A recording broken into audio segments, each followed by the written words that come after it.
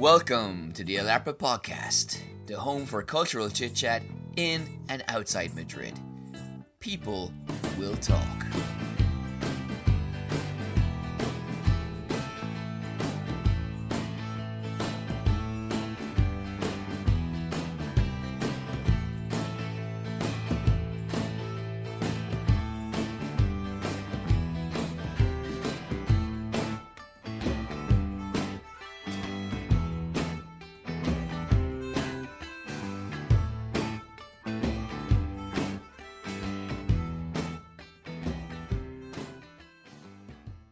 Welcome to another edition of the Ep20 podcast. How are you, Super M?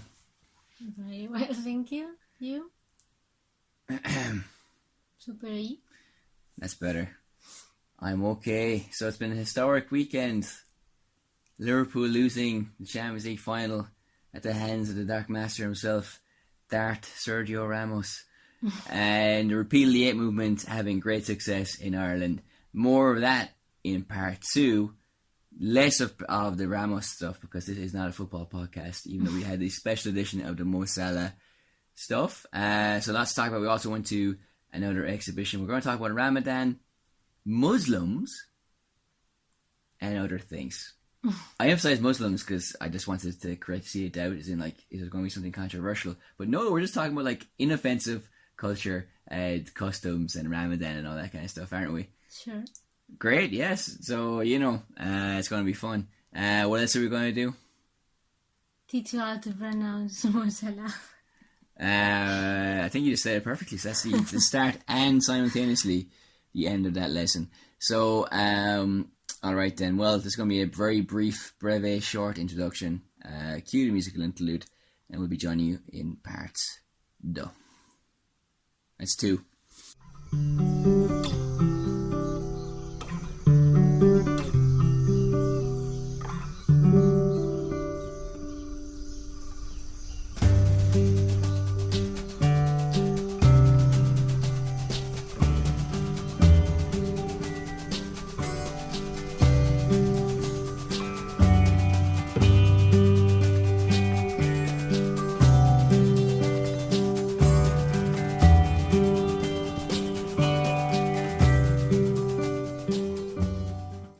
To the show.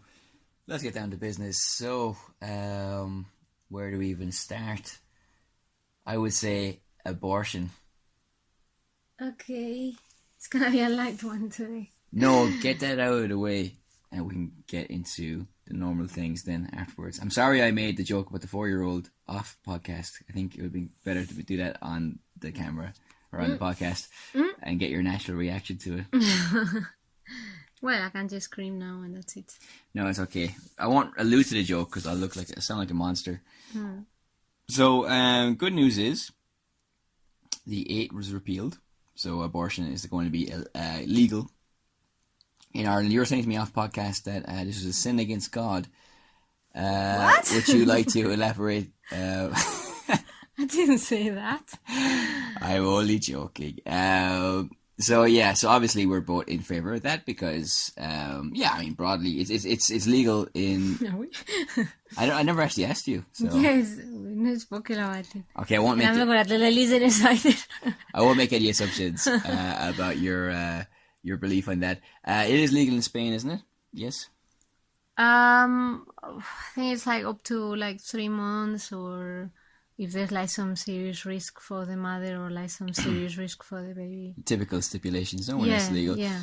I knew a few years ago, a group were trying to get it rebanned. Do you remember if that was associated with a political party, or was it just a fringe group of right-wingers that maybe were kind of against it?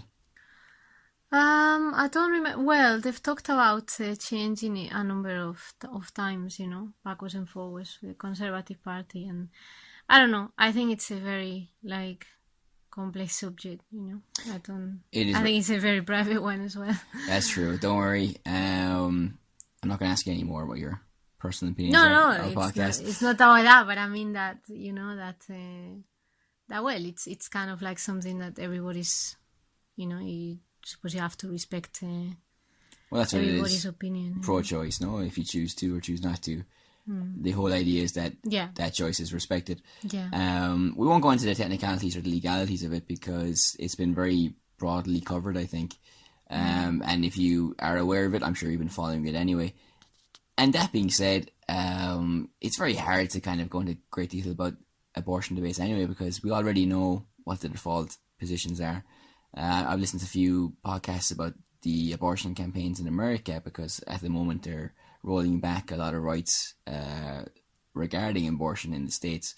And, I listened to the podcast kind of wanting to learn more, but really at the end of it, you don't really learn that much, because at the end of the day, you have people who are pro-choice and people who think it's a crime, I guess, or, because they're very religious, maybe they have qualms about supporting it, for example. So, by us not talking about the ins and outs of the actual thing, I think the listener's not going to miss out really too much, because I think people already know where they stand on the spectrum. But what I will say is, I've sent this to you, this happened like with the marriage equality referendum in Ireland as well. Like the results of both, because the referendum for the marriage equality in Ireland and for abortion was passed with a great majority, which I knew that was going to happen. And anybody who with any common sense in Ireland would have known that was going to happen as well. But what I hate, and this is like less serious, obviously, because it's a great victory. That's the most important thing.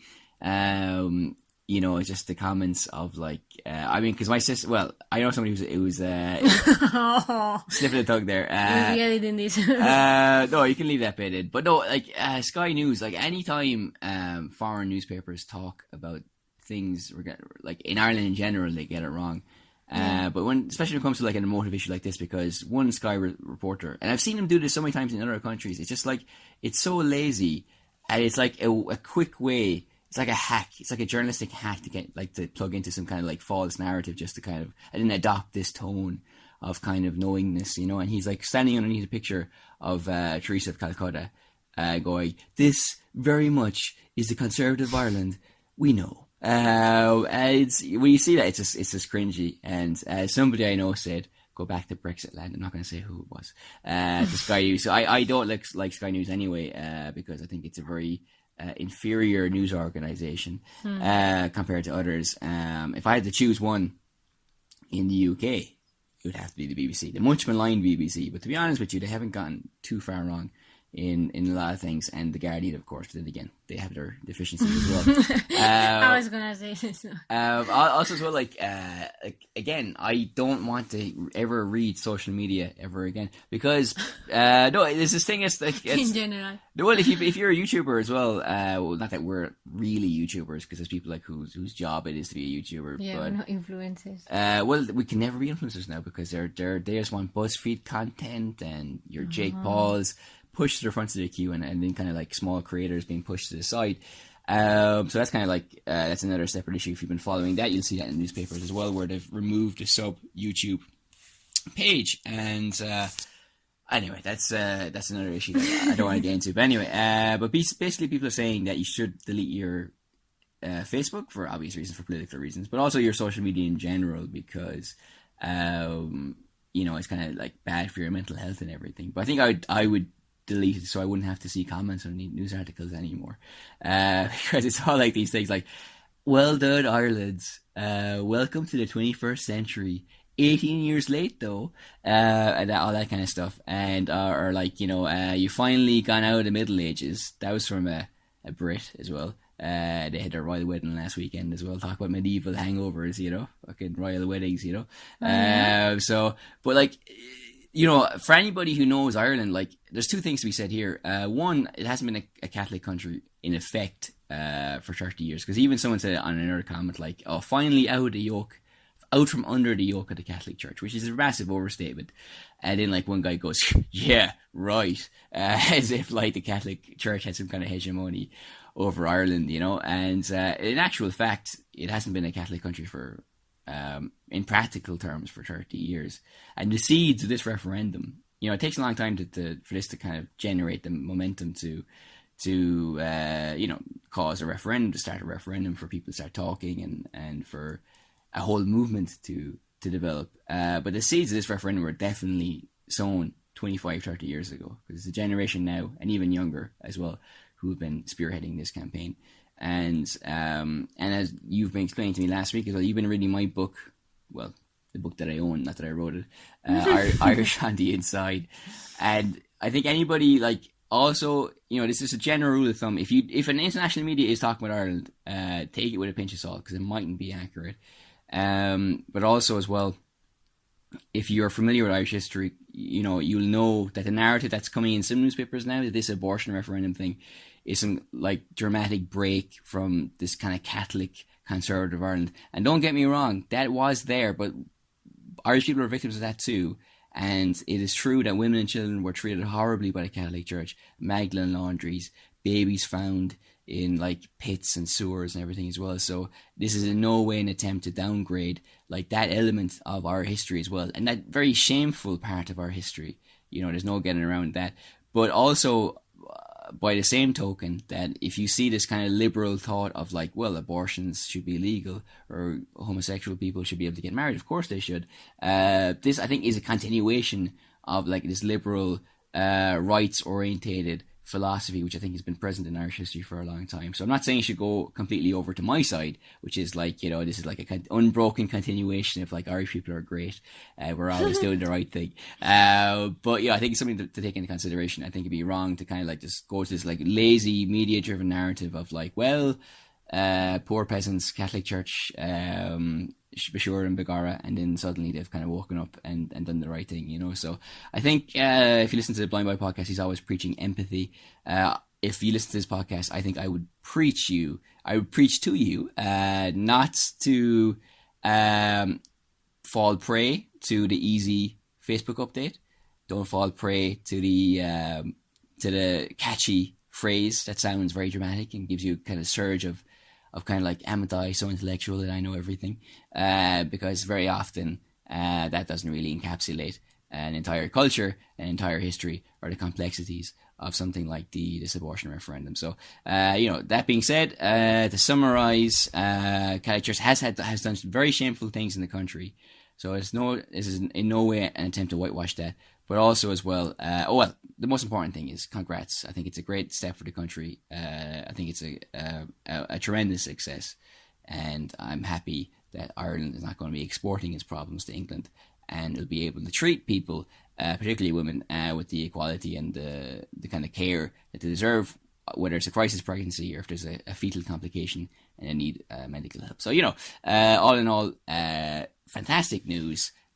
Just delete Facebook. So I think that kind of sums it up. Unless, well, you've been following, speaking of social media, someone's been down a Twitter thread black hole. No, it's just interesting. I mean, I only, like, keep on reading when something like attracts my attention. I think you're the only person to do that.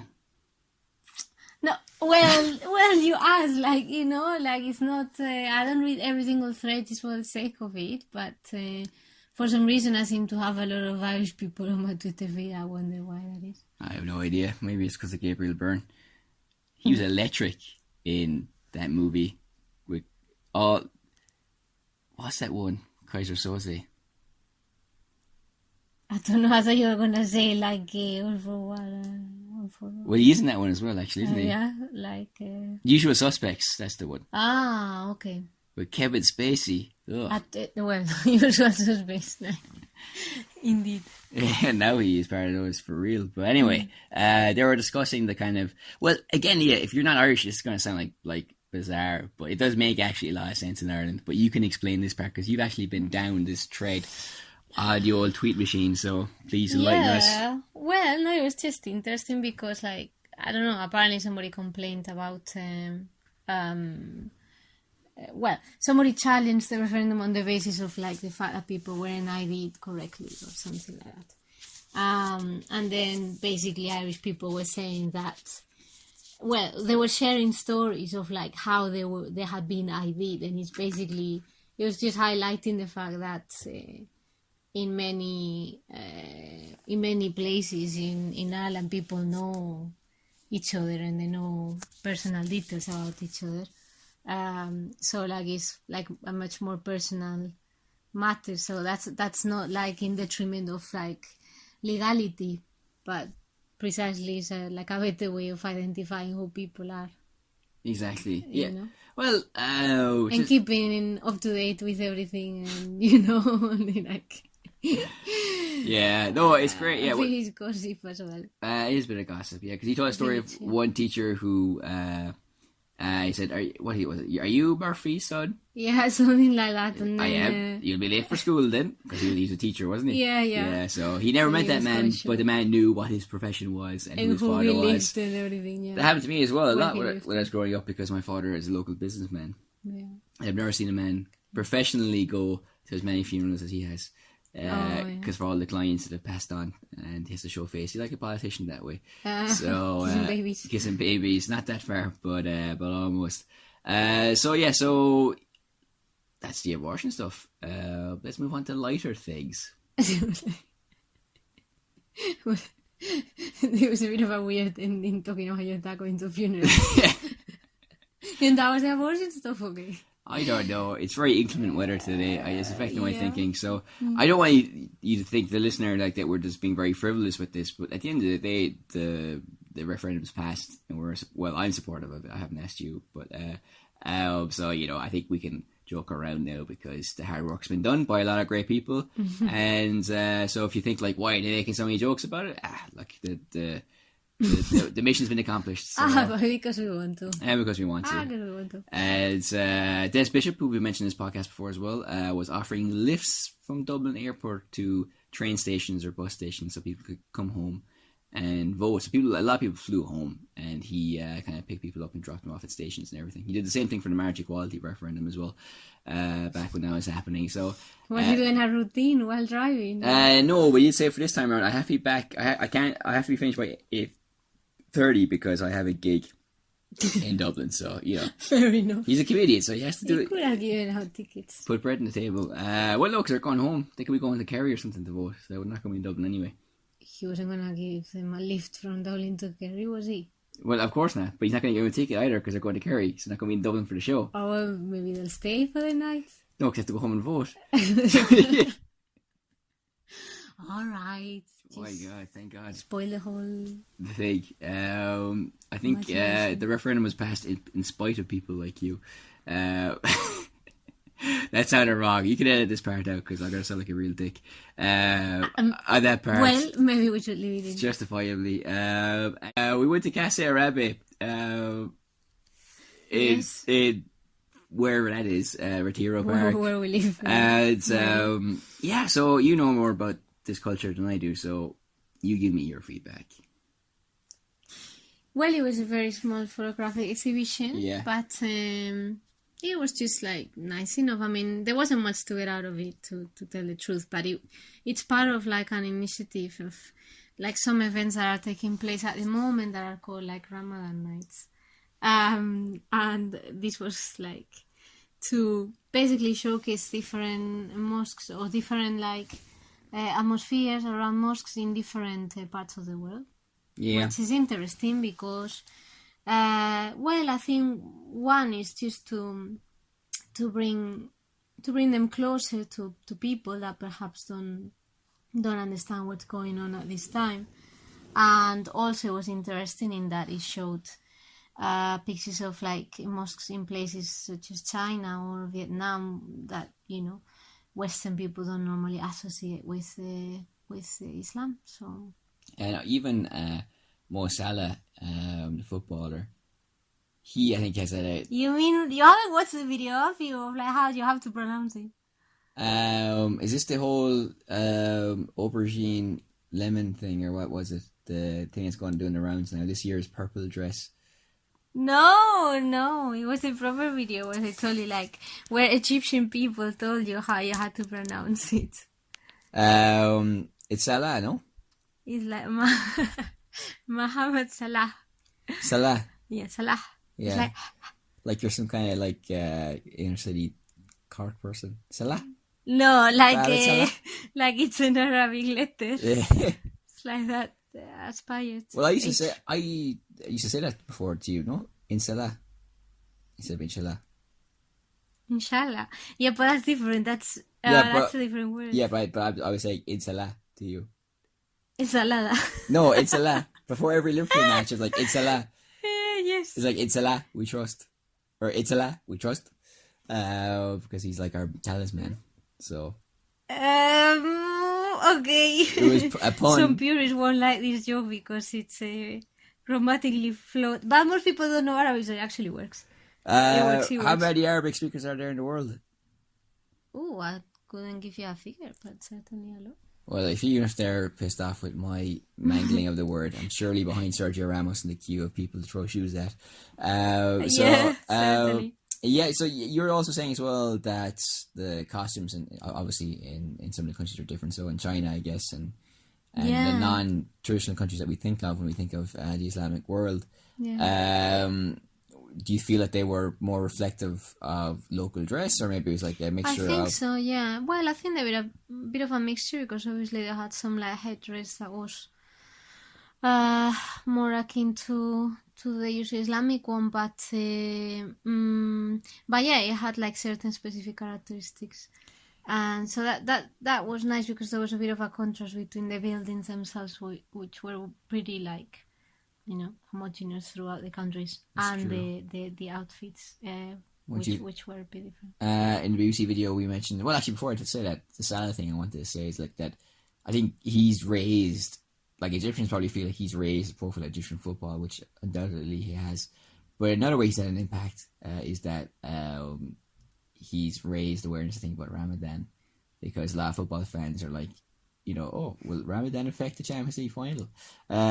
Which of course is the most important thing about Ramadan. Well, it's a genuine question because I don't know how an elite level footballer copes, but I think he had 2 days around the final where he could actually eat properly. I think and then adds it on to the end of the Ramadan period. I'm not sure.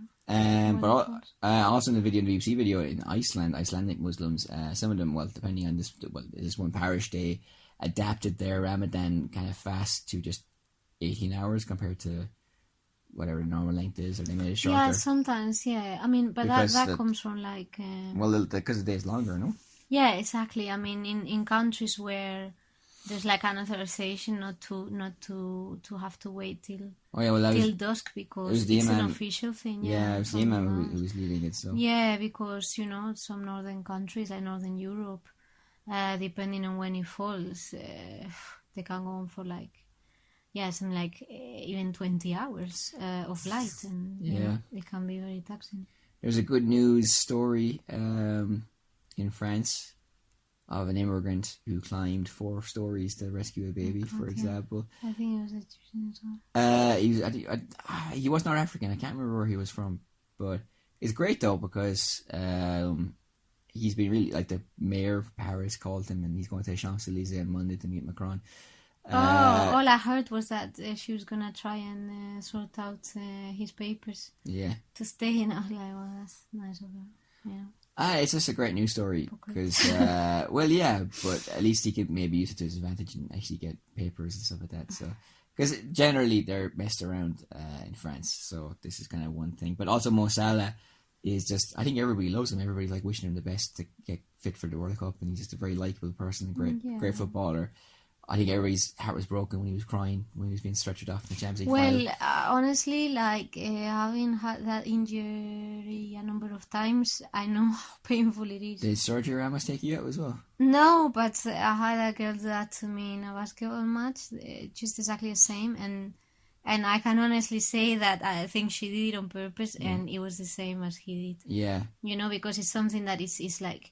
You purposely need to hold on to an arm, you know what I mean? Yeah, well, that's what, like, Ramos knew what he was doing. It's not fortunate, it's like... Yeah, but he elbowed our keeper in the face, and he fell Not over. that he needed any help to be a bit dizzy. But okay. You leave that man alone. Sorry, Liverpool fans.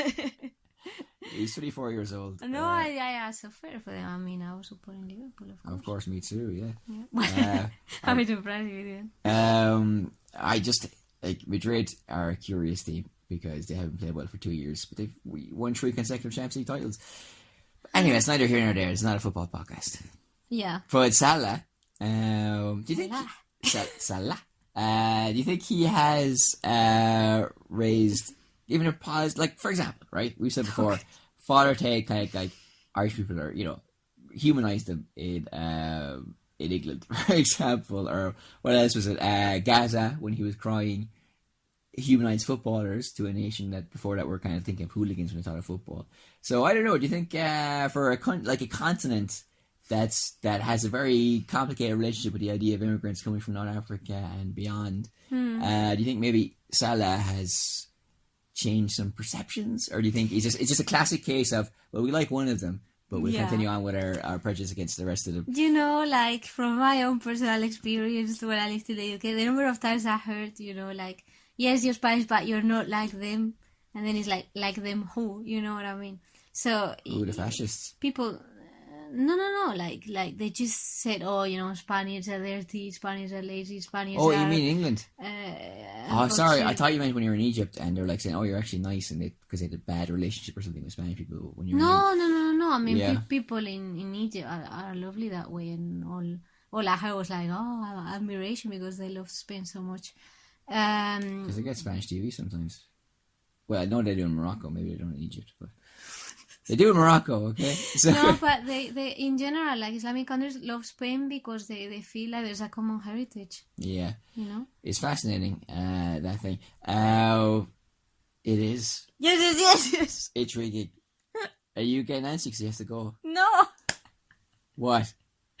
No. Yes, okay. No, I don't think, like, all I would say was, like, the Salah thing, I don't think it will work because people just isolate them and they don't really, you know. Exactly. Well, it's like the Terry Wogan. They think they're an exception. It's a Terry Wogan effect, I think, really.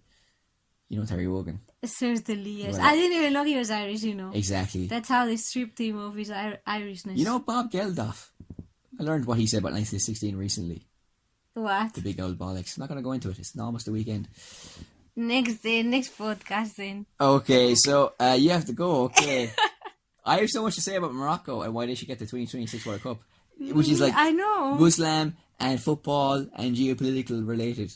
But people will have to pay to hear that, and rightly so. No, oh yeah. Or to read that. In Box to Box Football, the next edition of the World Cup magazine, that'll be going in there for the World Cup, so probably in June. And then I'll have another thing about Alex Ferguson, which is dropping in August. And actually, I wonder, is he okay? Actually, because he was poorly recently, and I've just forgotten there's been no news about him. So yeah, it's very interesting, the whole Morocco thing. But no, he's still alive. Yeah, he can't keep a good Scot down. Tough man that he is as well. So okay, we have to cut this short. I can tell you this amazing. What do you mean short? Like. No. It'll have to do for another weekend, another podcast. We could have been like a little bit longer because we actually are on a roll here. We have a racha, we have some conversation going. I want to say stuff about Morocco, and I'm conscious of the fact that you want to leave, so that's why I'm just talking without stopping. Okay, well, all right then. Well, we'll just end it there then. Abruptly, unsatisfyingly, and with a lot more to say. Because I'm broadcasting that. We'll join you in part 3, I guess, if we have time. So, bye.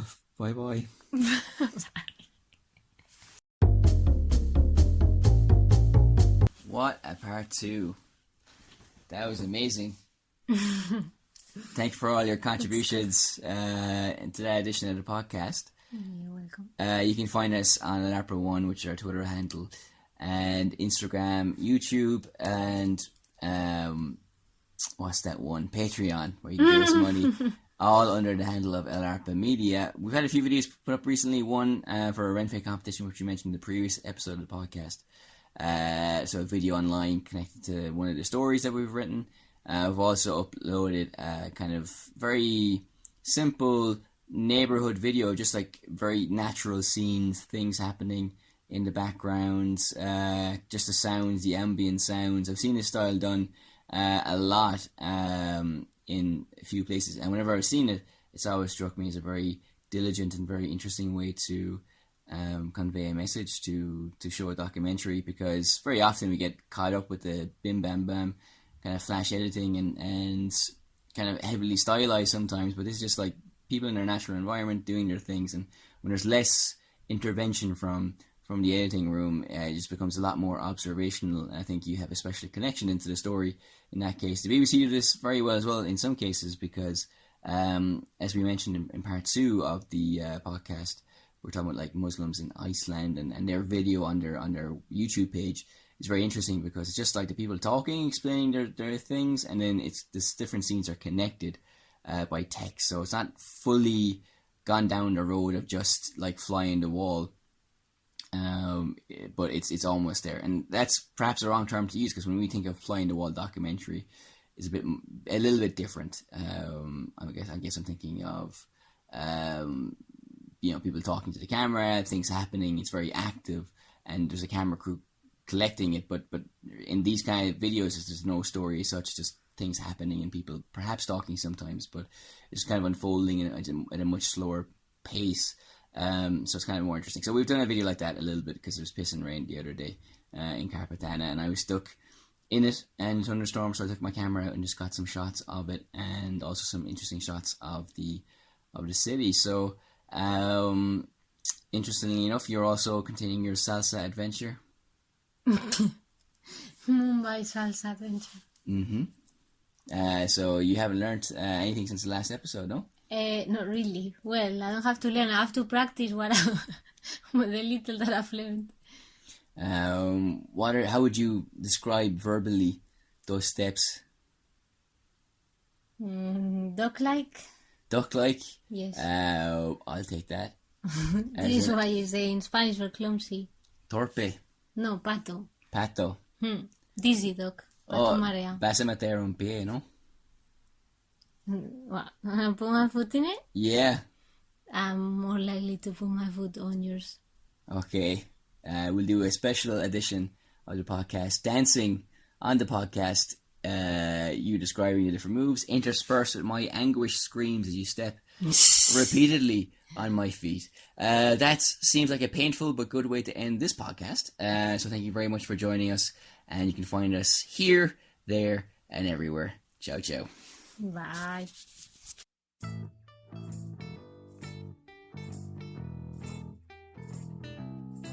The Alarpa Podcast, the home for cultural chit-chat in and outside Madrid. People will talk.